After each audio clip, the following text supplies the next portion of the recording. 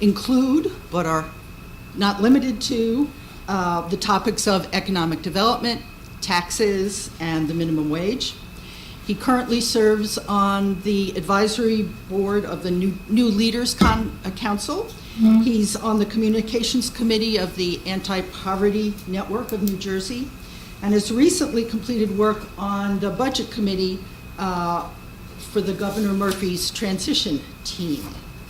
And lastly, John is a resident of Highland Park.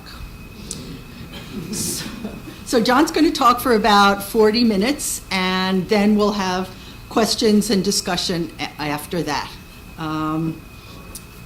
John, okay. Take it away.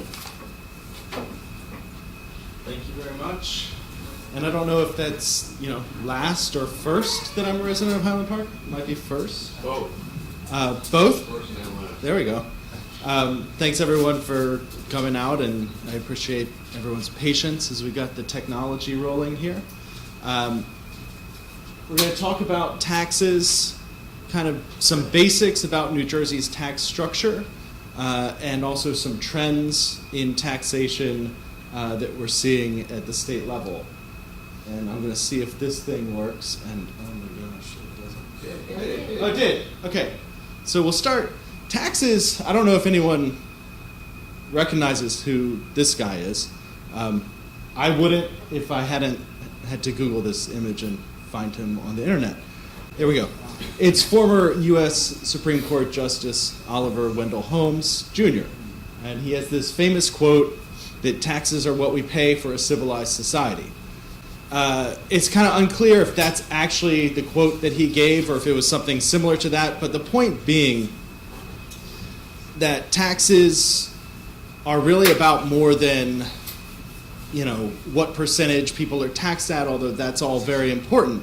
And they're about more than sort of the dollars and cents that they raise. They really are designed to reflect our values as a society. It's something that we all contribute to, and then we all sort of pay for something together in public services.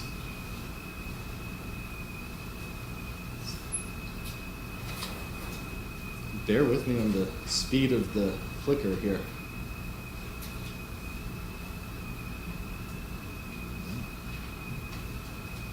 There we go. So NJPP, where I work, we are a think tank, but we often call ourselves a think and do tank. We've been around now for 21 years. We were founded in 1997. So the think and do tank part is that we do research and analysis. We've got a bunch of policy experts who are on our staff, but we also do advocacy with grassroots partners across the state and other groups, and we do lobbying and strategic communications to try to actually get change made rather than just create reports that sort of sit on a shelf. One of the major areas we focus on is state tax policy and budget policy. We also focus on healthcare, economic security, immigration, and some other issues like that. So today we're going to talk broadly about, a snapshot of taxes and the budget in New Jersey, like really some basics about how the federal tax code and the state tax code and the local tax code intersect. Then we're going to dive a little deeper into the subject that I know the most about, which is New Jersey's tax structure. And again, some of the basics about where the state gets money, from whom, how it spends the money, and on what. We'll also, in that part, talk a little bit about the process of making the budget in New Jersey every year. The last thing I'll talk about in the presentation part is sort of get folks up to speed with the context of where the state's finances are. And then we'll open it up to discussion. And I think, I'm happy to have people interrupt and have it be discussion-oriented all along, so please don't be shy if things come up as we're going.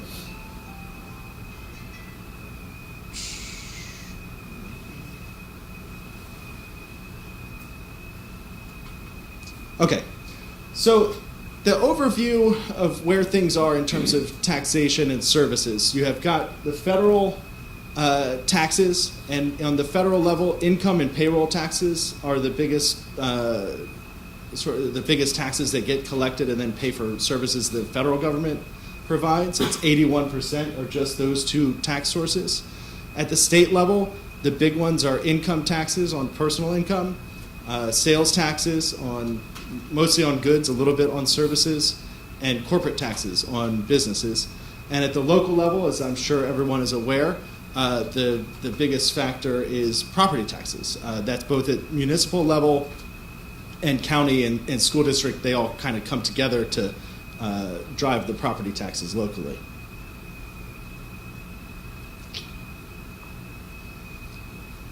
As I mentioned, the income tax and payroll tax are the biggest sources of federal tax revenue. This is for the entire country. It's not New Jersey specific. Corporations contribute a little bit to the federal tax pie, and then other taxes make up another 10% or so. And then this, at the federal level, is where the money gets spent.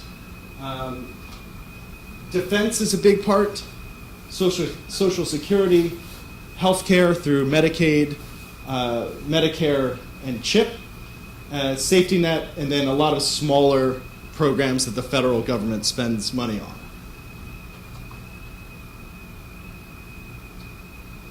on. Federal taxes, particularly the income tax, which is the big chunk, they're generally considered progressive in structure, meaning that they go up with the more means that someone has. So the more you have, the more you're paying to federal taxes. State and local taxes, on the other hand, are designed in the opposite way, where lower income, middle class families are paying greater shares of their income to state and local taxes than the wealthiest. This is a lot of numbers, but the point being that it's really this thing we're talking about, and it's a little blurry, but the poorest 20% at the federal level are paying 7% of their income to taxes. And the wealthiest 1% are paying 25.3%. And as we'll see a little later when we talk about the state and local tax picture in New Jersey, it's pretty much flipped. So New Jersey's role and how we're sort of situated in the federal tax and budget structure, we're a high wealth, relatively high income state. So we pay a disproportionate amount of federal taxes to the services we receive. You might have heard, you hear a lot about New Jersey being called a donor state. It sort of came up a little bit in the most recent debate over the federal tax plan. What that means, we overall, on average, we pay the fourth most in federal taxes in New Jersey, and we receive 48 cents to the dollar of every federal tax we pay. One of the lowest rates in the country. A lot of southern states, as you can see there, receive much more. Federal aid overall, so that's on the spending side, makes up close to 30% of New Jersey's budget, which is a really sizable and important part of the budget, but it's one of the lowest rates in the country.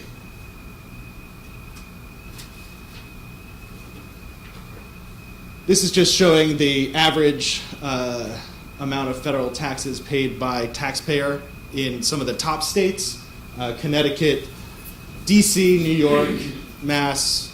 Am I in the way of the thing here? Yeah. That's what I can't see the time. Can you move the podium? I can move the podium, sure. If it doesn't fall apart when I try to move it.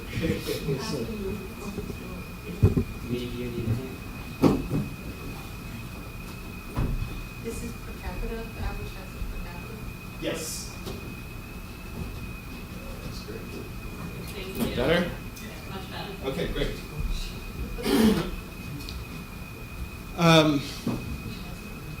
Yeah, so we're up there, and it's above the national average, as I pointed out. If I'm going to be able to.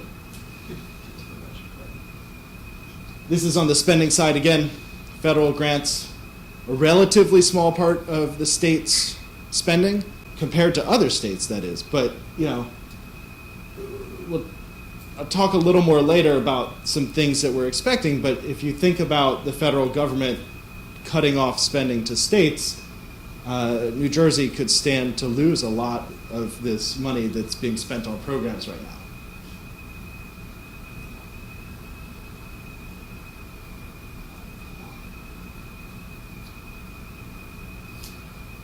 In terms of state taxes, the income, personal income tax, corporate income tax, sales tax, and then a lot of the smaller taxes, they directly fund state-level services, which actually aren't the biggest public services that most New Jerseyans interact with, right? It's public colleges and universities, New Jersey Transit, and other sort of statewide investments that lawmakers make. But they also have a big role to play in funding schools, funding municipal services. It's just not directly. It's done through grants in aid to municipalities, school districts, and counties. They also pay for a big share of federal-state partnership programs like healthcare and other safety net programs. In terms of the budget and tax basics in New Jersey, we're going to talk about the major sources of revenue, the spending, and then the process and timing. The state budget's about $35 billion. We collect about $35 billion in revenues. This is state-only revenues. This does not count federal grants. When you add that on top, it's another 20% or so on top. The current budget that we're in now is the biggest ever, with $34.7 billion. There are really three taxes that matter most in terms of the funding of state services. Personal income tax is the biggest. The sales tax is the second biggest, and income taxes on corporations is the third largest. And, other revenue makes up about a quarter of the state's finances. These are really small, so I don't expect you to be able to really see them. This is just the trends over time of the income tax collections, sales tax collections, and corporate collections. You can see the income tax and sales tax both are generally up, as the economy has grown and as the budget has grown. The business tax is a little more all over the place. It fluctuates more.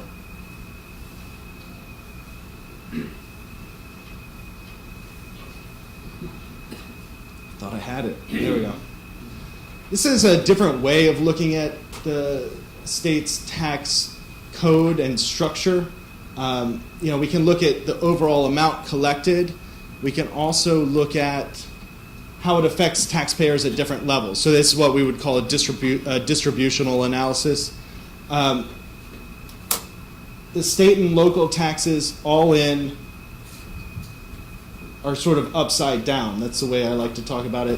The lowest income residents actually pay the highest share of their income to state and local taxes, and the wealthiest pay the least. Now, most states are much worse than New Jersey.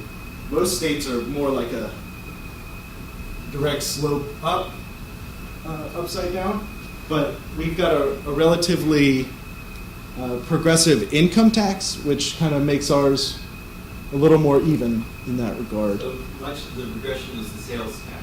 Yeah, you anticipated my next slide. The sales tax is the most regressive part. Although, if you were to have all 50 states up here and be just looking at the sales tax, you would actually see that New Jersey's is less regressive than other states because we exempt items like that are more necessities. Most clothing, most food and groceries. Not all states do that. And the property tax is also pretty regressive because it's in no way based on your ability to pay. If you bought a house or if you're renting a home, you have a certain property tax burden. If you lose your job or you get demoted to some other job the next year, right, your property tax bill does not adjust based on that. Your income tax bill, though, does.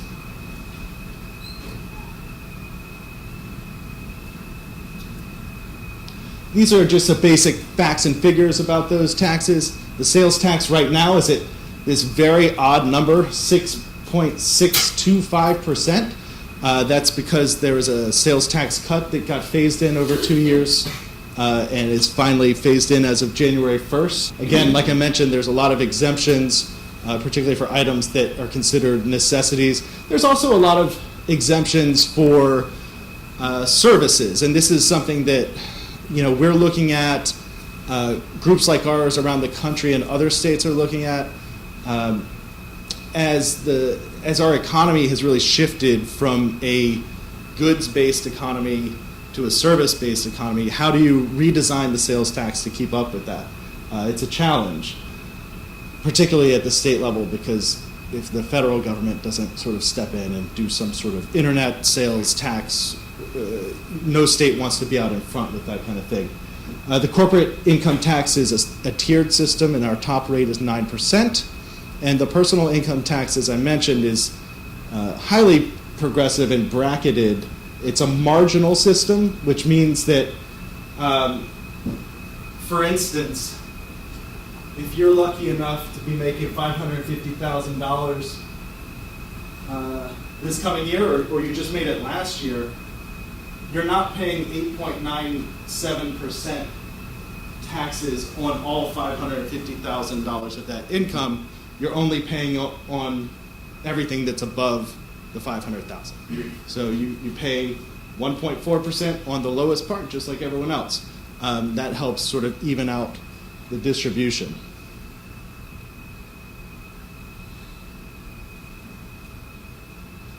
Perhaps. There we go. There's some other, in that 25%, if we think back to the pie chart of other revenue, some sort of significant ones, and these are all in the $200 million a year to $600 or $700 million a year range. You've got taxes on estates and inheritances, taxes on the lottery, casino gambling, real estate transfer fees, and fuel taxes. Now, fuel taxes are dedicated to the Transportation Trust Fund, which is designed to only fund capital improvements in infrastructure, both road infrastructure and transit infrastructure. Yeah? Does other money come to is only the money the transportation fund is used, or is other money allocated to transportation too? There is other money allocated to transportation. Most of the capital investment is through the Transportation Trust Fund. Operating expenses for New Jersey Transit, that's a line item in the state budget in the same way that funding for Rutgers University is. And trying to think of other examples of transportation spending that are outside of the trust fund. It's not exactly transportation, but salting the roads in the winter, that comes out of the general budget. So I guess my money is fungible. yeah. So if it's a small piece, if the motor fuel tax is just a small piece of the transportation budget, then you basically can say that it's really not dedicated to that, because you can say, well, I could take out $200,000 from that and put $200,000 over here. Yeah, I mean, to an extent, you're right. And New Jersey, this is something I don't talk about in this presentation, but there are all sorts of funding streams that have been dedicated. And in New Jersey, unless you dedicate a funding stream constitutionally, we have the strongest governorship in the country, particularly on finances. So the governor has the ultimate power to shift money around. It's often called raiding funds. It has happened a lot in recent years with environmental funding and things of that nature. So, I mean, you're right. The money is fungible and it does get shifted around. transportation trust fund issue in particular, most of that goes into sort of financing long-term bonds that they float for transportation projects. So I think it's a little less susceptible to some of the political games than some of the other funds. Good question, though. So on the spending side, we're spending right now about the same amount of money that we're collecting, which, sometimes is fine. 8 years into what's supposed to be an economic recovery, it's probably not the greatest practice, and we'll talk a little more about the state's surplus and rainy day fund later, but we're spending $34.7 billion in this year's budget, and that's exactly how much we're projected to collect.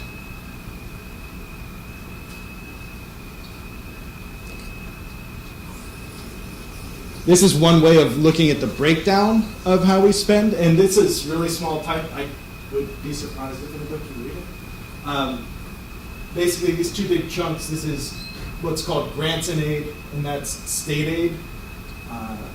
GrantsInAid, that's property tax relief, Medicaid, the state Medicaid program, nursing homes, and higher ed. Because those aren't, it goes as a grant to, say, Rutgers University rather than direct, the state doesn't control the Rutgers University budget, it makes a grant. And then the state aid is all of the school aid, which is a huge chunk, and municipal and county aid. There's a kind of easier way to think about this, too.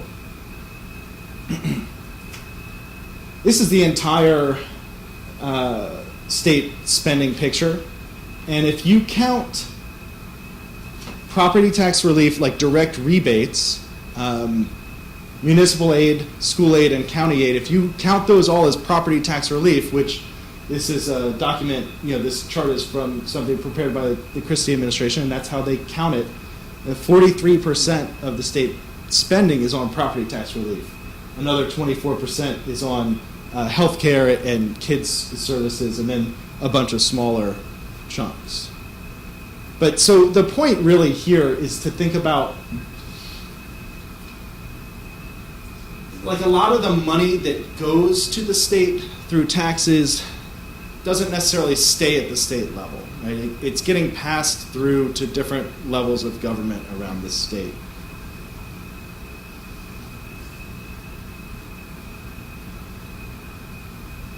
This is just a breakdown of those major property tax relief categories. School aid is the biggest, then municipal aid and local aid are the next biggest. Direct rebates and programs used to be about twice that size, and they're a little smaller right now. That's like the senior freeze for property tax? Yeah, that's like the senior freeze, or you could, there have been other rebate, the homestead rebate program as well. Those have been both reduced under the administration that just left, and they've also, one of the reasons it's really low in the 2018 budget is because in order to create a balanced budget, they shift partial payments from one fiscal year to another to give the appearance of a balanced budget.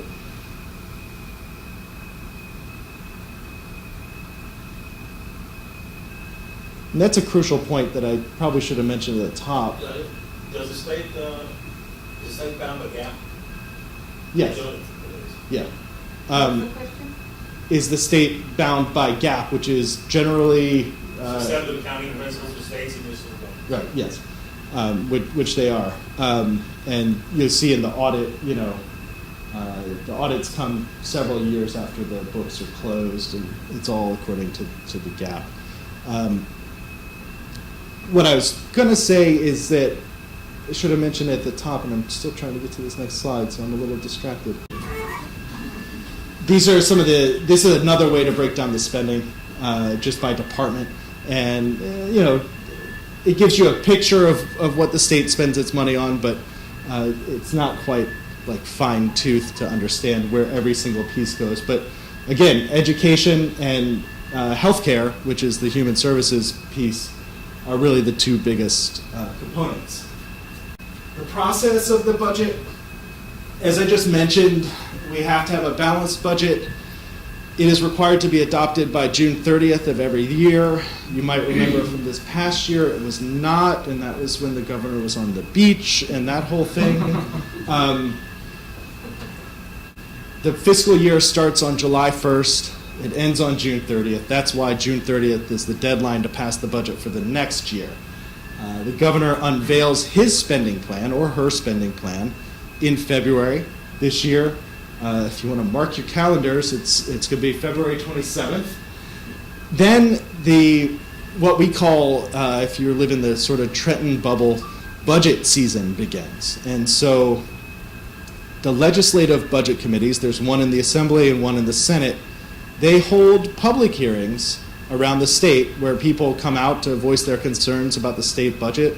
You see a lot of advocates for different interests affected by state spending show up at those kinds of hearings. They do those in March.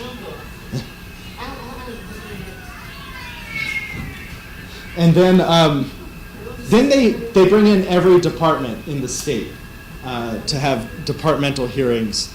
And those are, somewhat choreographed presentations. The departments get the questions in advance and they provide written answers, and a lot, it makes for some good political theater sometimes if there's hot button issues in any particular department or scandals. And then once it gets to June, you really start to see movement on the budget in that final month. The legislature has to propose and adopt the budget. Some years they take the governor's proposed budget and just propose it and run with it. A lot of times they'll do that, but they've got, the state legislature, everyone has their fiefdoms around the state, and so they all have different spending things they would like to see. So a lot of times they'll do the governor's budget plus this stuff. And then they propose and adopt the budget. The governor has the ultimate authority to sign it. He can cut spending from the legislature's budget, but he cannot add any spending. And they cannot do anything about anything that he vetoes out of the budget. He has the ultimate authority on that. So I want to quickly just go through where the state is in terms of what our finances are like. This is the basic information, but where do things stand? What's the context? I'm going to talk, as I mentioned, about the rainy day fund, and then some things that we know are challenges, and then some things that seem like they're going to be challenges or are potential threats to the state. As I mentioned, this year, New Jersey is raising the exact same amount of money it's spending. Right now, or it was, actually last fiscal year, we had enough money in our surplus to fund 5 days of government operations. The 50-state median is 27 and a half days, and that's down from, it was like 36 a year ago. And, you can see from before the recession, we were at over a month. I think, experts in rainy day funds, which I am not, tend to say that states should have a month or more in their surplus if they can. Obviously, you see the recession hit all states hard. A lot of states turn to their surpluses to have to, just provide services and not make drastic cuts. But most of the rest of the states have started to build back, and New Jersey has just kind of trudged along there. Surplus, do you mean the difference between annual revenue and the budget, or This is- on hand this at is- any it's- point in time? This particular statistic is measured at particular points in time, which is the closing and opening of the budget. And so it is cash on hand at the end of a budget year. New Jersey has $400 million. That's what we're expected to have available at the end of this coming budget in a state where we spend $35 billion a year. This is just another way to look at that particular fact. We don't stack up so great against most of the other states on this either.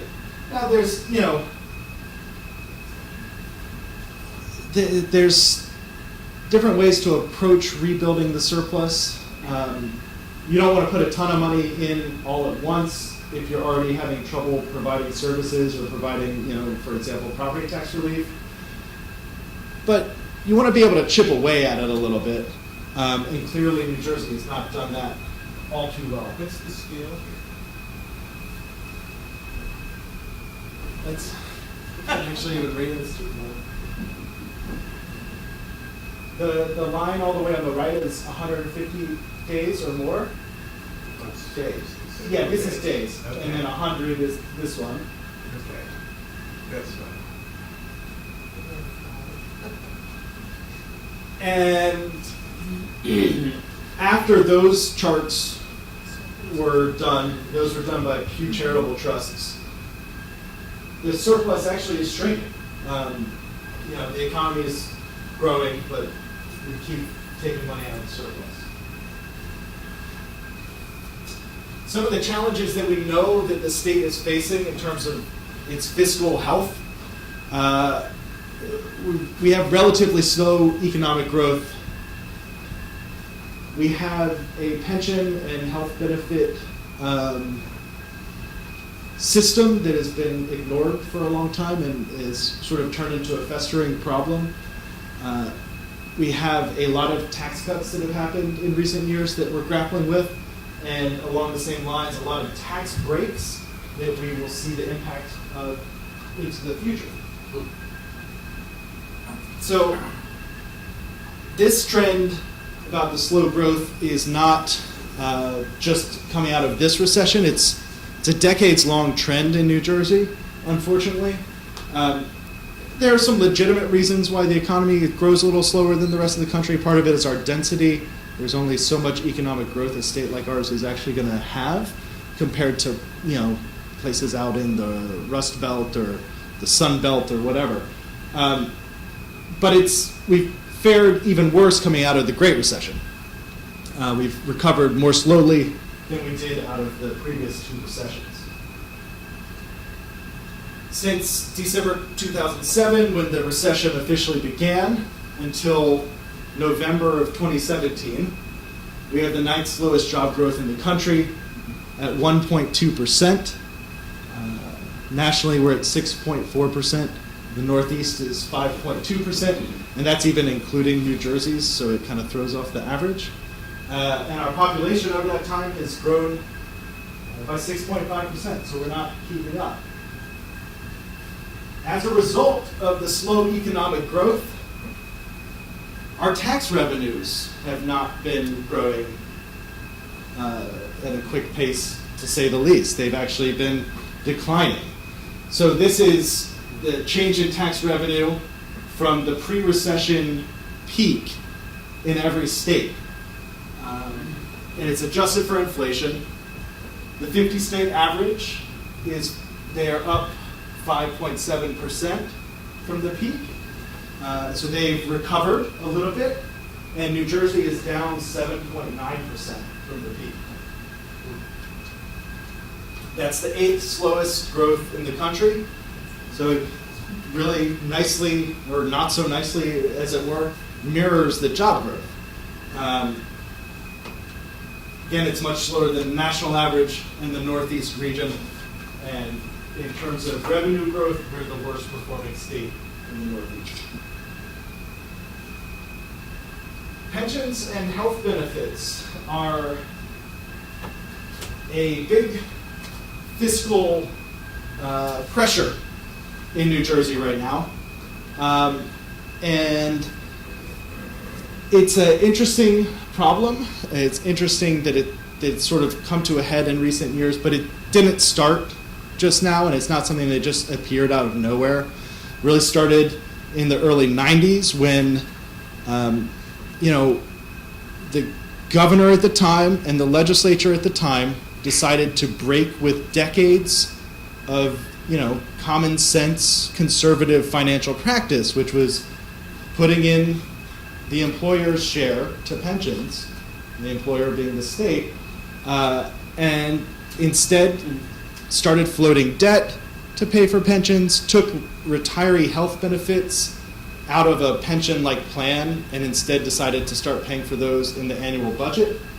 And then it kind of created this whole slide of financial irresponsibility when it comes to pensions and health benefits. The problem snowballed, and some Supreme Court decisions were made that allowed future governors and future legislatures to make similar decisions, which have only led to the problem getting worse and worse. And every time that something comes along, even as recent as 2011, when Governor Christie and the legislative leadership at the time, they put through some changes. They asked public sector workers to put in a little more, and they agreed that they were going to get on the right track and start funding the system in the way it needed to be funded to ensure that it basically doesn't go bankrupt. And then they turned around and weren't able to make good on their promise a few years into the road. So the problem here is really that, first of all, it's a contractual obligation to current retirees, current workers, future workers. Yes?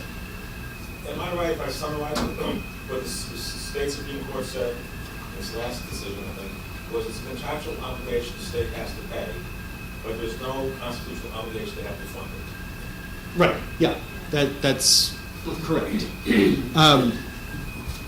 Which gets to the constitutional requirement to fund it, or to also fund the services that are required every year, has been something that's been kind of eroded and unwinded over time by the Supreme Court in New Jersey. So yeah, it's a contract that the state has made with workers. It's an obligation that it has to provide to these workers. But the state also has no money to speak of, and is increasingly looking to this big chunk of money as a place to save dollars. The issue is that the growth in these obligations does have the potential to sort of crowd out other investments that the state wants to make. I think there are probably some paths forward that are reasonable, but we'll see. Can't quite look into a crystal ball and predict where things will go. State's also grappling with a lot of lost revenue. Yeah, you had your hand up? Sorry. No, just a question. What is the total deficit of the I don't know the number off the top of my head. It's in the multiple tens of billions of dollars. And actually, the retiree health benefits is a larger unfunded liability of the state right now than the pensions. I know that, as it stands now, some of the pension funds will run out of money in as soon as 3 or 4 years. The judges' pension fund would be the first one to go. The teachers would be next. So yeah, it's a quite a large problem, and I think that's part of that speaks to sort of some of the problems that people have had putting together solutions. They're very big numbers. Pensions and health benefits are, sort of inscrutable in their language. It's a lot of stuff that actuaries do, and so politicians over the years have tried to sort of cheat around the edges and game the system a little bit, because a lot of the people in the public kind of didn't really know what to expect. Yeah. This is only slightly off topic, I don't think much, but the state strikes me as a major corporation that fundamentally has no MBAs. There's no management oversight of the state side. You think that'll make a difference? It couldn't hurt, right? I mean, I think there's no, like, you can't make a problem worse by having experts come in and start to turn things around. I don't know how much bringing in different experts or people who have, stronger experience. I mean, states that have office of management and budget, I spoke to the mayor, more like that. Everything has to be funneled through, several policies are made through a stable group of professionals that stay from the administration to Right. administration. We have an OMB in this state, which is really nothing but a cash register. It's Yeah. the budget vehicle, it's not an OMB. That's correct, and I think it's a broader problem than even just the budget itself, because legislation in New Jersey that has a fiscal impact doesn't always go through the same process, and is not even always subject to what we call fiscal notes, which are estimates from the nonpartisan legislative office to say, oh, this is going to cost X billions of dollars. For example, the legislature just ended and started a new session, right? So there was something called lame duck. The final days, I was talking to someone in the State House, there were over 200 bills being considered that had budgetary impact on one day. And, lots of them had no fiscal note. Lots of them had not been through any sort of proper vetting. So it's a cultural problem in terms of the political culture. And a structural problem, yeah. So we're losing a substantial amount of revenue due to some tax cuts. And I'm not going to talk about whether these tax cuts were the right policy choice to make or the wrong policy choice to make, but there is no denying that because of this series of tax cuts, the state is now not collecting these chunks of dollars. The first is the income tax cut in 2010 when a temporary surcharge on high-income folks expired. So we've lost, $5 to $8 billion from that. On top of that, there have been some business tax cuts that have been phased in.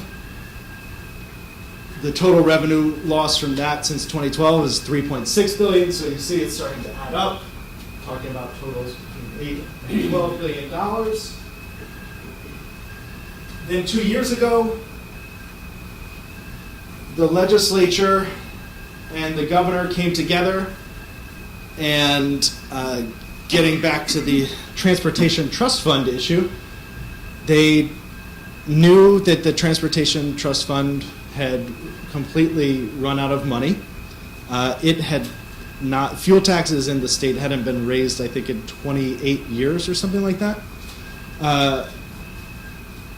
So they raised the gas taxes, and in exchange, in this political branding of tax fairness, they cut a bunch of other taxes. Now,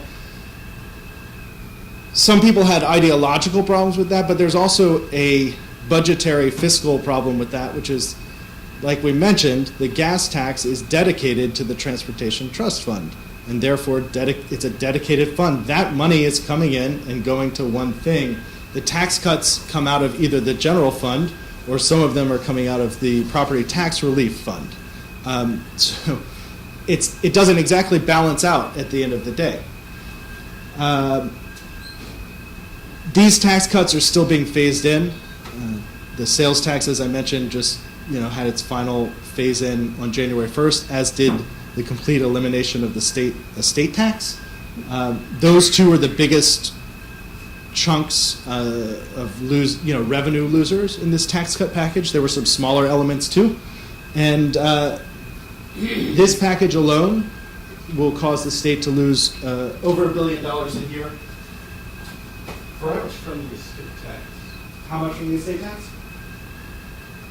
Once it gets fully, I mean, it's fully phased in, but because of the way the estate tax mechanically works, you don't really see the full impact in terms of revenue loss for a few years because it takes people a while to process their estate claims.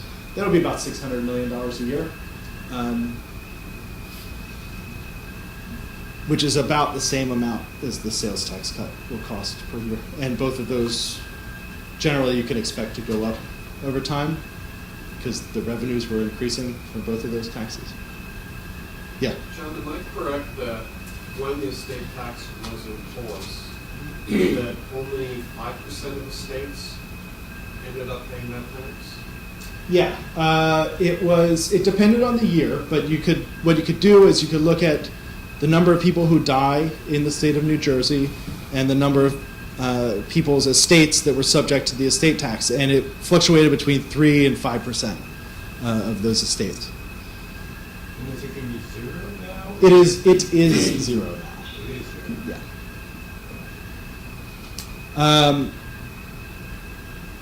On top of the direct tax cuts, this is kind of an interesting concept because, as we've kind of gone over, New Jersey has very little money to spend. As we're coming out of the Great Recession, when confronted with that challenge, but desperate to try to do something to grow the economy and bring jobs to the state, New Jersey really put a huge focus on tax credits, tax incentives, future tax breaks. It's a way to do economic development that you don't actually have to pay for. All you're doing is losing future money. Since January 2010, the states approved $8.4 billion in these breaks. And in that process, there was a legislative overhaul in December 2013, which made them even more generous. Since then, we've done $5.8 billion. Is that 8.8 billion per year we're using, or it's? No, that's the total amount. The mechanics of this are often misunderstood. The way it works, the state receives an application from XYZ Corporation. That application either says, hey, we're based in Ewing, and we're thinking about moving across the river to Morrisville, Pennsylvania. And we'll do it if you don't give us a tax break. Then the State Economic Development Authority considers that. They put together a package of a tax break that then goes out over 10 years to that corporation. But that $8.4 billion is basically the amount the state's on the hook for. That's how much the Economic Development Authority has said, okay, we can do this. So it's spread over up to 10 years? It's spread over really more like 15 years because there's a natural lag of time too. This is just the same $8.4 billion type statistic, but shows you the trend over time and how much more the state is relying on this as a economic development strategy. Is this part of the budget that is all gets a certain amount of? Nope.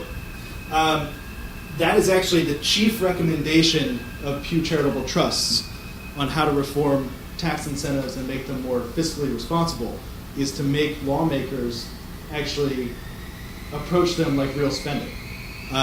New Jersey had one program that operated in that way, and state lawmakers basically stopped funding it. And the businesses that weren't then getting their tax breaks were up in arms, rightfully so. They had this agreement, and they weren't getting what was promised to them. So the state then actually turned that one program they had, where they forced lawmakers to spend the amount on it, they turned that into a tax credit program. So there's no, the amount of money is set through legislation, not through the Appropriations Act. So right now, these programs are governed by a law that was passed in December 2013 that expires in the middle of 2019. And there's no spending cap on that program. In other words, I mean, this is like us giving the companies money out of our budget. Yeah, But we don't out of have your it. children's budget, maybe, or like, a future. This is why there's a political ease to doing it. First, because you don't have to spend the money, and second, because political thinking when it comes to budgeting is usually pretty short term. When you're talking about a problem that's going to come 15 years down the road, most people aren't really too worried about It's it. not even a note in the revenue budget? There's something called the tax expenditure report, which comes out around the time of the budget. Statutorily, it's supposed to come out on the day of the budget, but it doesn't always. That has an estimate about how much money is being For that spent. Yes, on these types of programs. And the other way you can get at the numbers is every year. I mentioned during the budget season, departments come in to talk to the committees. When the Economic Development Authority comes in to talk to the committees, they get asked about how much money is going out the door, how much money they think they're on the hook for in future years and things like that. But it's not really part of the core part of the budget process. So are these tax credits, incentives, whatever is a good strategy? Has it brought jobs to New Jersey? Is it is it worth it? Right. Well, that's the sort of big debate. I have a point of view about that, and it's not shared by everyone in the legislature, but it's shared by a lot of folks. And I think where it's landed is that because every state does this and every city does this, New Jersey's not going to, quote unquote, get out of the game entirely. And that we're going to have some sort of tax credits, tax incentives that are going to be part of our economic development mix. But there's a pretty widespread acknowledgement that we've gone a little overboard. Would be a spending cap on it? Right, a spending cap. Basically, over time, what we've done is we've removed the spending cap, and we've made the amounts that can go to like one particular corporation larger and larger and larger over time. But their requirements to perform on jobs or capital investment have either stayed the same or gone down. So we're getting less of a return on our investment. So to follow up on that one point, when a corporation makes the application, if it's like other states, they have to present estimates on jobs gained and things like that. Yeah. Are there ever audits made? Yes. So I've got a couple answers to that question because it actually raises a couple interesting points. The first is that New Jersey, despite our copious spending on these types of programs, we're still ahead of some states because these are quote-unquote performance-based incentives. So corporations don't get the credits until they can prove the jobs or the capital investment, depending on which program, if it's tied to jobs or if it's actually just tied to building a new facility. So that happens every year as part of their requirements to submit paperwork to the EDA and to Treasury to actually get their tax credits. So there is an auditing process through that. Now, there is supposed to be a broader audit of the entire infrastructure, if you will, of these tax credits. That's supposed to be done by the treasurer every year. It's actually a bill that we helped get passed in 2007, and that audit's never been done. So, yeah.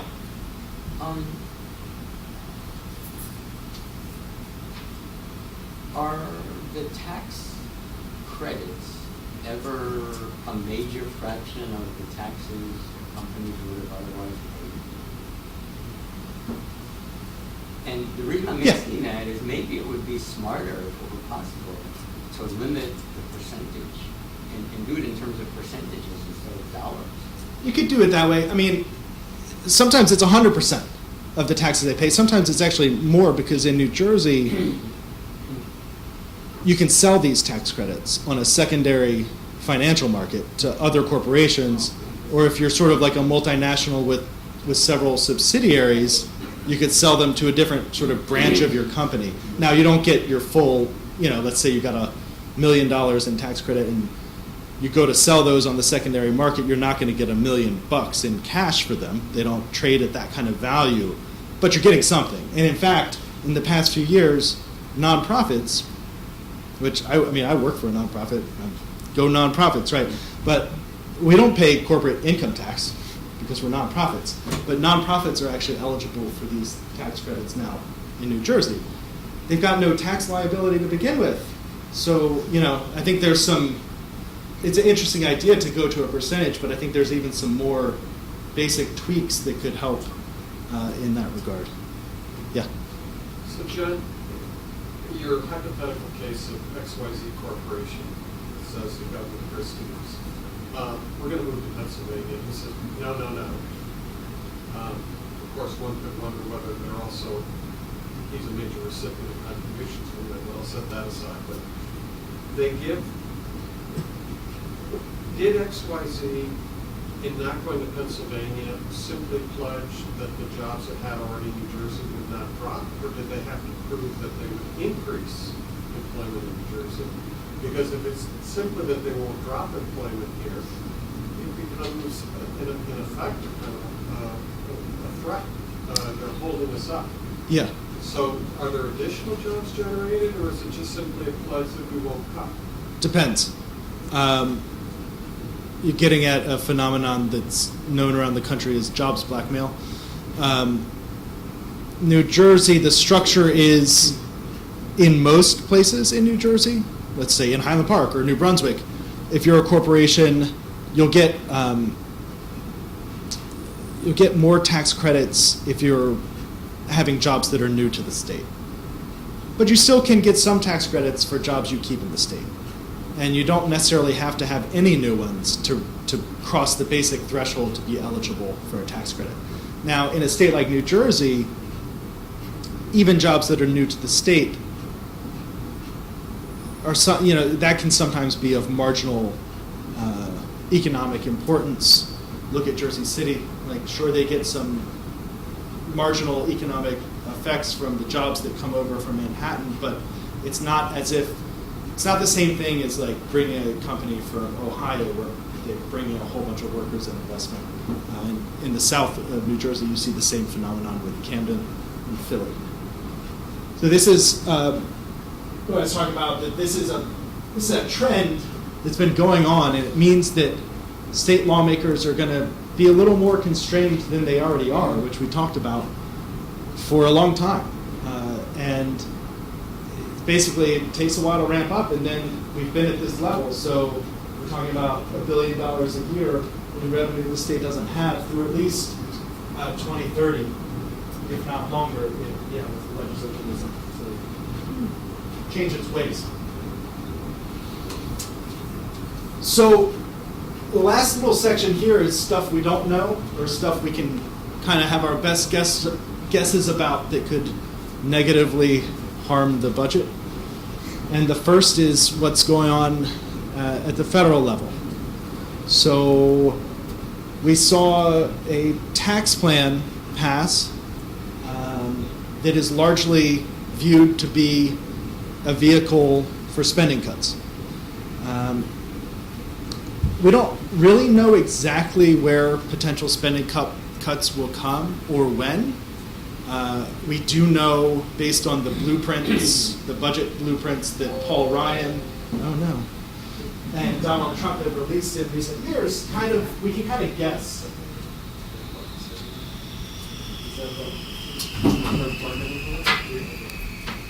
We can kind of guess where these cuts are going to be. And a lot of them will be in programs that flow dollars to states to fund services in the state, like healthcare, food stamps, even things as small as Meals on Wheels. There's a variety of mechanisms that the federal government might use to do this. It might not be direct cuts. It could be block grants. For states, block grants really turn into budget cuts over time because you just get a set amount. It's not based on need, and as the need in the state rises, you're forced to either raise your own money to pay for the existing level of services or cut people off of services. So this is really troubling, and again, it gets back to this thing that the state of New Jersey, like every other state, we can't run a deficit, we can't print money. So we have to balance the budget, even if it's somewhat artificial, every year. The federal government typically has been the entity that has spent big dollars on these important social safety net programs because they can run deficits and they can print money. Again, that's just a reminder from what we saw before. When you're thinking about the federal budget situation, 30% of New Jersey's spending is sort of on the table for potential cuts, and that's everything from education to infrastructure to safety net. Go for it. I'm almost done with my slides, and then if the computer goes away. Okay. Okay. The other thing that no one's really sure about is if a recession is on the way. It doesn't really feel like we are even out of this recession, but by all economists' measurements, we are. The stock market is doing well. Economic growth is doing well. Middle-class families aren't really doing well, but that's a different story. If another recession were to come on top of all of this, particularly if it happens in conjunction with federal budget cuts and hardly any state reserves, you'd have to make some pretty deep cuts to services in New Jersey. Then the last uncertainty is what the new administration will do. So we got a new governor yesterday and a new legislature last week, although many of the faces in the legislature remain the same. And it's the first new governor in New Jersey in nearly a decade. And he ran a campaign that at times addressed some of these issues, at times it didn't. So we'll just really have to see what kind of approach is taken to getting the state back on the right track. And I think that's my last slide, so I think I made it just under the wire. Yeah. So if anyone has other questions, we can kind of keep talking, or I don't know if bored everyone to tears yet. Yeah. Could you summarize again how the income tax changed, particularly at the Highland? You know, Yes. we lost a lot of revenue because of the determination of the income tax on the Highland. Right. So How did that change? in the depths of the recession, states were sort of confronted with two choices. They could raise revenues or they could cut services. Most states tried to do both, kind of try to take a balanced approach. If you're going to have to cut services because you have to balance your budget, at least raise some revenues and try to do it in an equitable fashion. There was a temporary income tax surcharge under Governor Corzine, and it raised tax rates on families, I believe, making $400,000 and above. And then that expired right before Governor Christie took office. So that's the income tax change that has happened in recent years. How big revenue losses? It's between $600 million and $1 billion a year. So you probably, if you follow the news and stuff, you hear talk of a millionaire's tax coming back. In New Jersey, millionaire's tax never really means millionaire's tax. Sometimes it does, sometimes it doesn't. It's more a phrase than anything else. But largely they're looking, and what has been discussed is replicating that kind of surcharge. How big of a surcharge? It was I would quote what the tax rate was, but if I try to do it, I would probably do it wrong. Let's see, is it actually written down? Here they go. 10.75 on incomes over $1 million. So even this, even though it went down to $400,000, was still done in marginal fashion. So not everybody was getting 10.75 as their big rate. The other thing is, since that time, a lot of other states have moved their income tax rates higher. California's top rate is now at 13.3%. So it went from 10.75 to 8.97? Correct. Does that affect whether people stay or leave? That affect? Sure. I mean, a lot of things affect whether or not people stay or leave, and there's no doubt that raising income tax on top earners might cause a few top earners to leave, but the way I like to phrase it is that no state that has ever done that has lost revenue overall, because the amount of revenue you're gaining is always going to more than offset the sort of fractional difference of people who do leave. There's been a pretty strong ideological push to tie tax rates to interstate migration over the last 20 or 30 years, and it can be a factor, but it's not always the driving factor. And in New Jersey in particular, when taxes are a factor, it's not this tax. It's usually property taxes and overall costs of housing and living that might drive people out of the state. Yeah. One of the things the new governor proposed is legalization of marijuana, and with that, I'm sure will become a tax stream of some sort. We don't know what the amount would be. I mean, are there any projections as to what amount of revenue and how that would contribute to budget goals? Yeah. We did an analysis of that a few years ago based on some estimates the RAND Corporation had done about usage and different tax rates. And we proposed basically phasing up over 3 years to a 25% sales tax rate on recreational marijuana. And if you do it that way, by the time you get to 25%, you're at about $300 million a year. And that's just in the sales tax revenue. Clearly, there'd be other types of revenues that would come along with that. Now, what they're going to do and how they're going to do it remains a pretty open question. There's already talk that they might not want to go to 25%. I think it's a challenge because a lot of lawmakers saw that $300 million figure and were like, ooh, yay. But first of all, it's going to take a long time to implement. I think writing the regulations for legalized marijuana will take at least 6 months, if not longer. And then you're talking about a 3-year phase-in to get to that amount of revenue. Because if you went to 25% at the beginning, which is something other states have done, not to that particular figure, but to a relatively high tax rate in the beginning, you actually get less revenue because people stay in the illegal market. There's no compelling reason for them to switch. And so you have to kind of always balance really what's the principal focus, which is getting people out of the illegal marijuana market into something legalized and regulated. Yeah. One big budget pieces is the state giving money back to the cities for like property tax. Yeah. Which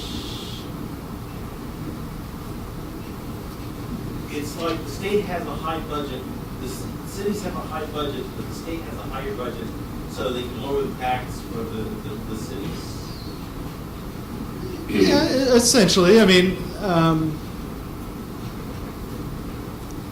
it's a funny way that the state and local government kind of comes together to fund local services in that way. And I think it's made more funny in New Jersey by the amount of local government structures we have. That's separate from federal monies that require to be passed through the states. What was the? I didn't. There are some state grants that require to be passed through the state. Well, Yeah. That's separate. Yeah, that's separate. I think what this gentleman's referring to is, for example, There's a rebate you get for paying property taxes from the state. Sure, there's that, but Like the 2 million or whatever that they'll have our public schools. right, there's also the broader structure. So the New Jersey was one of the last states that has an income tax that adopted it. Governor Brendan Byrne, who just passed away, did that in 1976 6 or 7, and politically and for other reasons, the income tax was designed and completely dedicated to property tax relief. And so if you look at the state budget, some of that is through those rebate programs, but it's a small chunk. And the way property tax relief was conceptualized and designed instead is municipal aid, school aid, and county aid. So that's part of why that entire system is the way it is. If you think about back to the idea of the distributional analysis across incomes, and property tax was kind of like, a little upside down, and income tax was like a little bit like that. There have been people who've made the point that New Jersey should try to raise more money from a statewide income tax and less from local property tax to fund local services. The sheer amounts are so much that a 1-for-1 replacement probably isn't politically in the cards, but you can, if you raise money from the state income tax and put it into innovative property tax or municipal aid programs, it does have an impact on people's property tax bills. Yeah. So there are other states that fund local governments differently. For Maryland, where we have a county income tax in addition to our state income tax, it seems absolutely ridiculous to have this very regressive property tax structure that's where we're spending most of our money, to then try and counterbalance it with a state income tax. Why not eliminate at least the county portion of the property tax and go to county income taxes? There are, in part, a lot of constitutional obstacles to doing that in New Jersey in terms of the ability to raise revenues locally. Most municipalities, at least, and I believe the same would be true for counties, can't actually constitutionally have an income tax. So it would require or a sales tax. It would require changing the state constitution, and there have long been calls from groups that we hang out with in the think tank kind of world to let's have a big get together and refigure out the entire state tax code and change the constitution to do it. And it's certainly not a terrible idea, but you run into political headwinds left and right trying to even accomplish getting people to the room. Yeah. Back to the, I know that legalizing marijuana is one of Berkeley's two, I guess, big tax to raise the revenue in addition to raising income tax on contrary.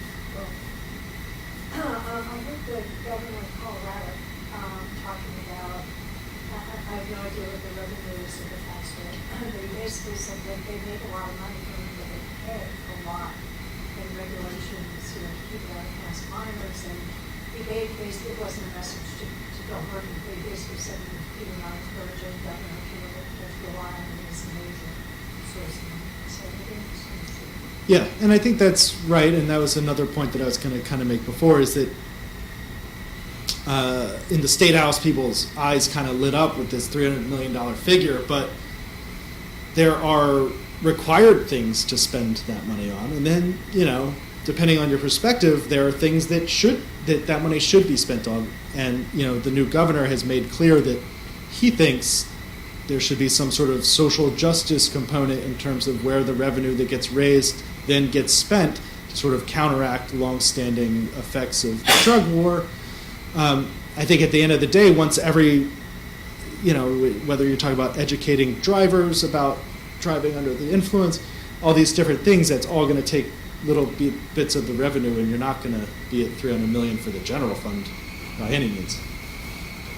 I'm curious, how many people in New Jersey jails and prisons are there for possession of marijuana? That is a question I do not know the answer to.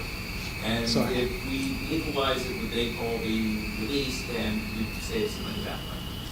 Yeah, I think that the state's marijuana laws are relatively decriminalized. So I think people who are actually in prison aren't there for just possession of marijuana. Aren't we a prison for profit? Yeah. But so I don't know. I don't know, to answer your question. I don't know how many people would be like out because they're in for more serious infractions.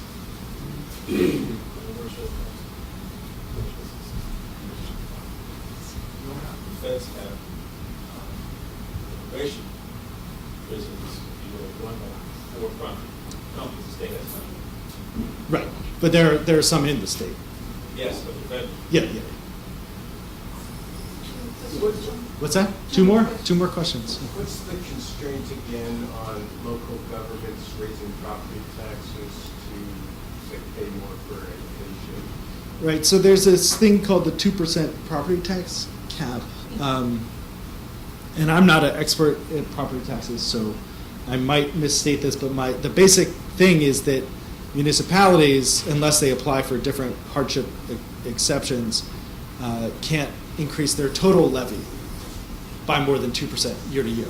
But what you saw in the years of the implementation of that cap is that that didn't translate. That didn't mean that for homeowners they were only seeing 2% increases or less. In fact, a lot of towns you're seeing 20% or more over time increases in property tax. There's a lot of different reasons for that, and the one that we've paid some attention to is that commercial property taxpayers were much more, they had more resources to challenge their valuation of their property. And so as the real estate market tanked, people's homes were worth, and business properties were worth less money. They were going to tax court more frequently, getting their assessments down. So the share that was paid by commercial property tax owners in town, particularly in towns that have heavy commercial ownership, it went down by a lot. So a town could still stay under the 2% cap, but they had to get a lot more from homeowners rather than commercial. Yeah. Well, also, there's a lot of exceptions, particularly with school districts with increased enrollment and pension and health benefits. So the effective cap is way over 2% from the school district perspective, which is where most of the money goes. Right. So there were a couple of years that kind of parked at 2% from the school perspective. And then they realized they were going to run out of waivers and they made sure to spend them before they expired. Right. And realistically, most years they've been able to do 3, 4, 7% within that 2% law. The other thing that is sort of stymied the 2% cap, and this is something that you've seen in other states that have tried these kind of things, is that often it gets paired with a broader sort of austerity type agenda from the state where they're spending less money, in this case, in aid to municipalities and school districts. So, they're kind of, local governments were kind of feeling squeezed on both ends, I think. If you don't mind, I'm going to take advantage of not asking a question but making a statement. Sure. As you might know, Ford Not Back in Town is hosting, along with Individual Central New Jersey, a public forum at the Highland Park Reformed Church on Wednesday, February 7th, 7:30 to 9 o'clock. We're going to be having a number of speakers talking about these very same issues, focusing particularly on what the state can do to raise the state minimum wage, increase taxes on upper income people, restore the estate tax, and other devices to try to deal with our economic problems and our taxation problems. We already have commitments to speak from Senator Patrick Dyton, Assemblywoman Nancy Pinkin. We're put out an invitation to a representative from the Murphy administration, and then as one of our experts, John Whiten. So again, it's February 7th, Wednesday, 7:30 to 9 o'clock at the Highland Park Reformed Church in the social hall. So if these issues were of interest to you and you really want to talk about what we can do, please come to that event, come with your questions, and please use that as an opportunity to raise questions for our political officials and to press them on these issues as well. Okay, it's 8:30, and I'd like to thank John for doing. Thank you.